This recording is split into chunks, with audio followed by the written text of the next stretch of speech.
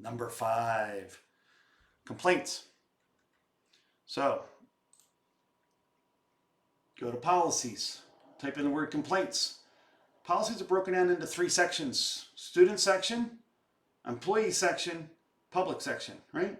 So here's the student section, student complaints, discusses the process for a student complaint, right? A complaint is kind of like a mini lawsuit. It's a complaint, it's a issue against the policy and against the procedure to which it was held. It's like going up to the police officer and saying, hey, he threw garbage on my property, right? So it's a complaint. You file a complaint and then someone investigates the complaint and then they address the complaint. And then you got to look at this concept of how are these taken care of and when does the board get involved? Historically, most complaints can be handled internally, but the board should be given the understanding of what the complaints were and what types of complaints and how they were addressed. Otherwise, oppression takes place, right? And that's been pretty much commonplace within our district, that nobody hears nothing when someone wants to complain. Now, when you go down to the next side,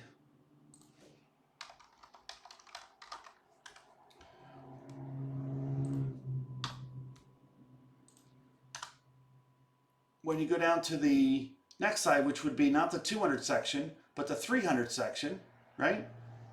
This is the complaint process for employees, right? Now, we have seen these go all the way up to trial inside of our district by the board, right?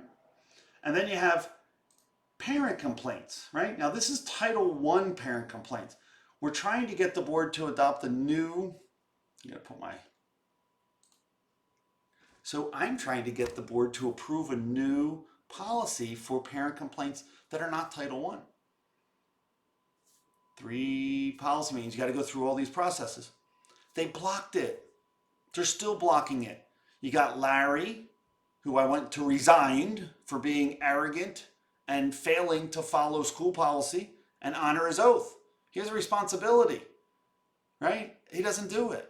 It's a shame, but that's the only way to get him out of here, right? Resign. Larry, resign. You're unethical, immoral, okay? But the parents need an opportunity to be able to complain. The fact that there's not one here doesn't make sense, right? They should have a formal policy to which they can complain so that you can address the complaints, adopt the policy, and be a lawful government of, by, and for the people, right? Rita, get out of the way. Resign. You don't follow the rules. You don't read the stuff you need to read. You abdicate your authority, and you don't review it.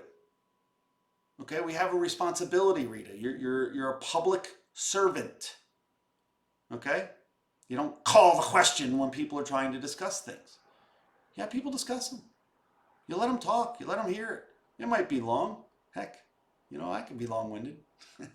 But the reality is the points need to be relevant.